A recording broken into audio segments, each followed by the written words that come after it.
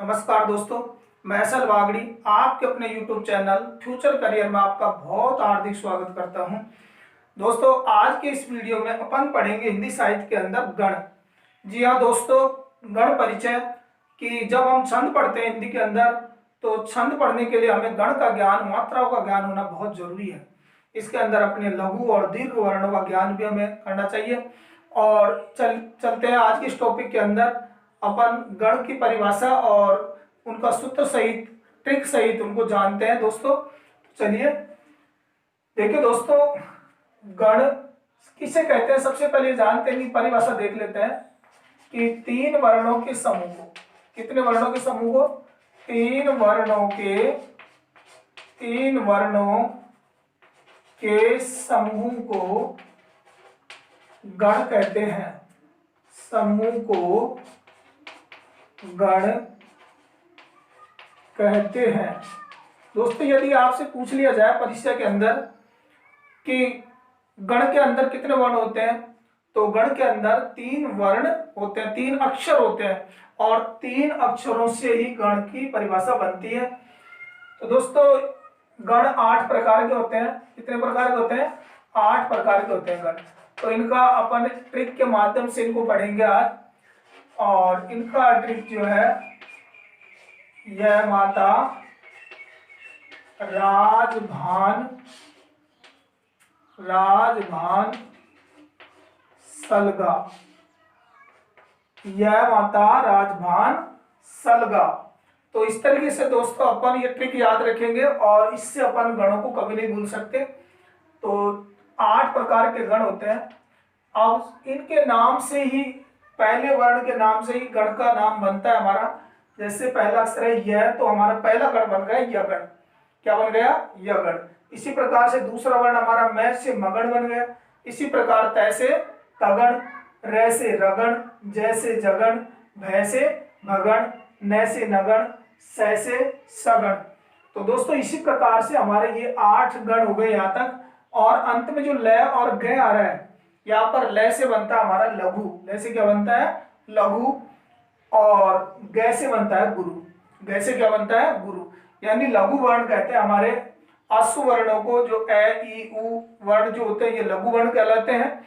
और बड़ा आ, बड़ी ई, बड़ा उ, ए ऐ ओ औ, ये हमारे गुरु वर्ण या दीर्घ वर्ण कहलाते हैं।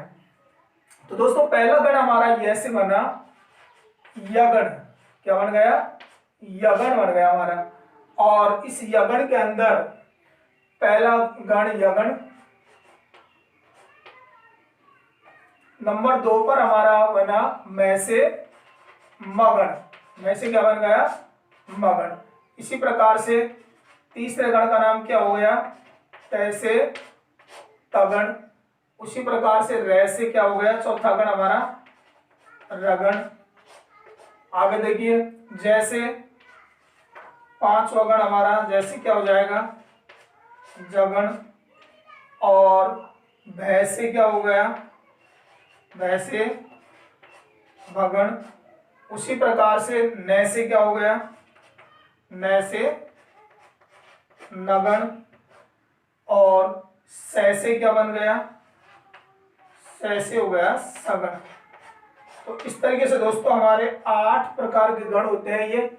य से यगण, मैं से मगण, तै से तगण, रै से रगण हो गया, जैसे जगण, भै से भगण, नै से नगण और सै से सगण। तो इस तरीके से आप यह माता, राजभान, सलगा सूत्र यदि याद रखते हैं तो इस सूत्र से अपन 8 गणों के नाम याद रख सकते हैं। अंत में बच रहा है हमारा लय। और इस लय से बना हमारा लघु। लय से क्या बना? लघु। और ग से क्या हो गया?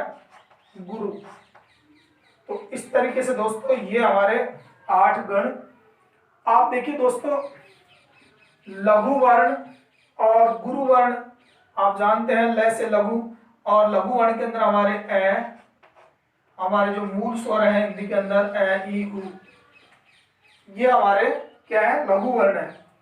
इसी प्रकार से गुरु वर्ण के अंदर ए का क्या हो जाएगा? आ हो जाएगा, दीर्घ ई, दीर्घ उ, है ना। और इसी प्रकार से ए आई ओ औ, है ना। और इसी प्रकार से अंग ये भी हमारे विसर्ग और अनुस्वार भी दीर्घ में आते हैं। तो इस तरीके से ये दीर्घ वर्ण और ये अश्व वर्ण या लघु वर्ण कहलाते हैं। अब दोस्तों जब छंद के अंदर या गणों के अंदर जब मात्रा लगाते हैं तो लघु वर्णों की मात्रा को इस प्रकार से एक मात्रा इस प्रकार से खड़ी पाई के रूप में ये लगाई जाती है, इसको एक मात्रा गिनी जाती है।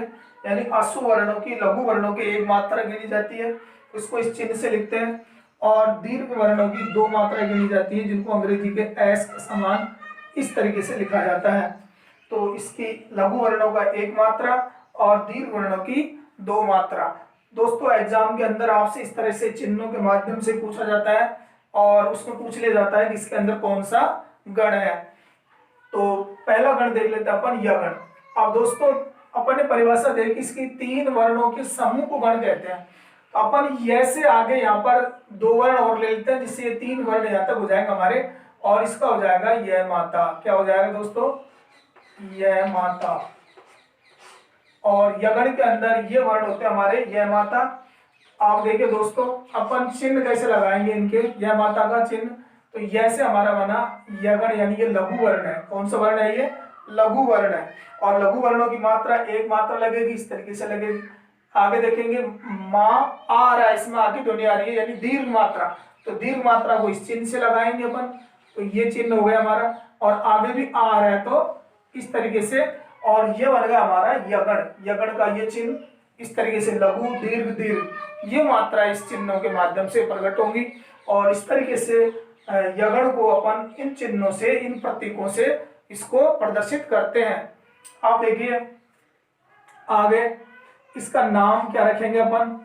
देखो ये होते हैं तीन प्रकार के वर्ण, एक होते हैं आदि यानी शुरू में, एक मध्य में और एक अंत में, लास्ट के अंदर। तो यहाँ आदि मध्य और अंत तीन प्रकार के होते हैं इसके अंदर वर्ण।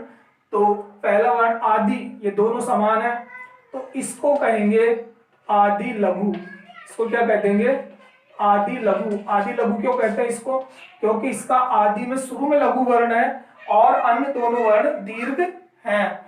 तो तीनों में से जो भिन्न होगा उसी के नाम पर इसका नाम रखा जाता है। और यदि एग्जाम के अंदर आपसे पूछ लिया जाए आदि लघु वर्ण वाला गण कौन सा है, तो वो हमारा गण यगण है। और यगण को आदि लघु के नाम से भी जाना जाता है। और यदि एग्जाम के अंदर इस तरह से चिन्ह दे दिया, ये प्रतीक दे दिए, ये किसके प्रतीक है, तो यगण के हैं। ये किसके हैं? यगण की। तो आदि लघु के नाम से जाना जाता है ये। अब दोस्तों इसका एक उदाहरण देख लेते हैं अपन, जैसे कहानी। क्या लिया मैंने? कहानी। दोस्तों कह की एक मात्रा लगेगी यहाँ पर, और हा आ रहा है तो दो मात्रा लगेगी, और बड़ी नहीं आ रही है यहाँ पर दो मात्रा होंगी। तो इस तरीके से अपन ने ये उदाहरण दिया। अब एग्जाम के अंदर इस तरीके से दे दिया कहानी, और इसके अंदर कौन सा गण है, तो इसके अंदर हमारा यगण है। आगे आओ दोस्तों आपको समझ में। अब आगे देखिए अगला है मगण। अगला क्या है? मगण। दोस्तों मगण में देखिए अपन यह को हटा देंगे और मैं के आगे फिर दो अक्षर और दो वर्ण और लेंगे आगे। तो यह हो जाएगा मातारा। क्या हो जाएगा? मातारा। ये हो गया हमारा मातारा। अब देखिए दो, ये भी दीर्घ है, ये भी दीर्घ है और ये भी दीर्घ है। तीनों में दीर्घ है तो दीर्घ मात्रा लगा देंगे अपन यहाँ पर। ये दीर्घ और ये भी दीर्घ है। मातारा के अंदर तीनों वर्ण दीर्घ है, तो दीर्घ मात्रा यहाँ पर इस तरीके से होगी। और ये अपन इसका नाम क्या रखेंगे? ये तीनों ही क्या है? गुरु है, तो इसका नाम रख देंगे सर्व गुरु। क्या रख देंगे इसका नाम? सर्व गुरु। दोस्तों तीनों ही गुरु है इसके अंदर, तो इसका नाम हो जाएगा सर्व गुरु। क्या हो जाएगा? सर्व गुरु। अब दोस्तों इसका एक उदाहरण अपन लिख देते हैं यहाँ पर, जैसे आजादी। क्या लिख दिया मैंने? आजादी। दोस्तों दीर्घ में वही मात्रा आएगी, दीर्घ मात्रा। इसमें भी दीर्घ मात्रा है और इसमें भी दीर्घ मात्रा है, यानी ये सर्व गुरु के नाम से जाना जाता है। इस मगण को सर्व गुरु के नाम से जानते हैं। और इस तरीके से आगे देखो तगण। दोस्तों अब इसका एक उदाहरण देख लेते हैं अपन। तो इसका एक उदाहरण हो जाएगा भारती।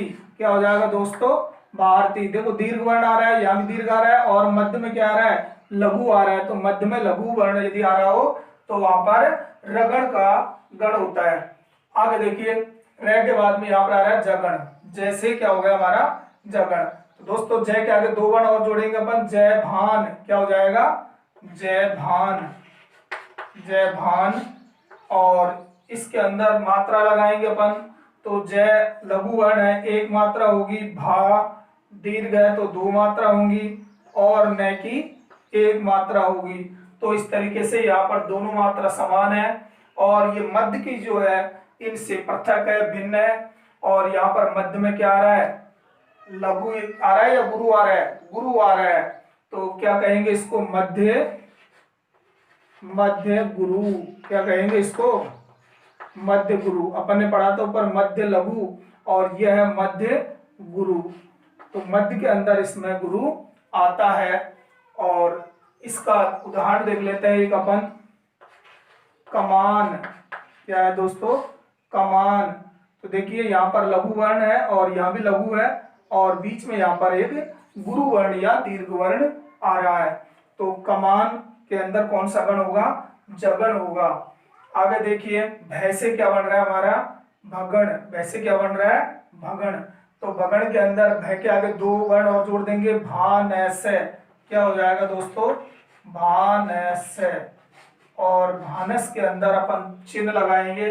तो देखिए भा हमारा गुरु है, दो मात्रा लगेंगी, न की एक मात्रा लगेगी, लघु वर्ण है ये, और से भी लघु है तो एक मात्रा यहाँ पर लगेगी। और इस तरीके से अपन ने देखा, शुरू में क्या आ रहा है, यहाँ पर गुरु आ रहा है, यानी आदि में गुरु आ रहा है। अपन ने देखा था यगण के अंदर आदि में लघु आ रहा था, और यहाँ पर आदि में गुरु आ रहा है। तो इसका क्या नाम रखेंगे अपन, आदि गुरु। दोस्तों इसको क्या कहेंगे, आदि गुरु कहेंगे इसको। भगण को क्या कहेंगे, आदि गुरु, आदि गुरु कहेंगे इसको। और आदि गुरु के अंदर आप लोग इसका एक उदाहरण देख लीजिए, एक उदाहरण लिखो इसका, और वो है सागर। क्या है, सागर। तो यहाँ पर आदि में क्या आ रहा है, दीर्घ आ रहा है, ये दीर्घ वर्ण है, और ये लघु, और ये भी लघु है। ग और रे के अंदर लघु वर्ण आ रहा है। तो ये सागर में कौन सा गण होगा, भगण होगा। आगे देखिए नगण, आगे कौन सा गण है, नगण। तो न सैल, न के आगे दो वर्ण और जोड़ देंगे, तो ये हो जाएगा हमारा न सैल।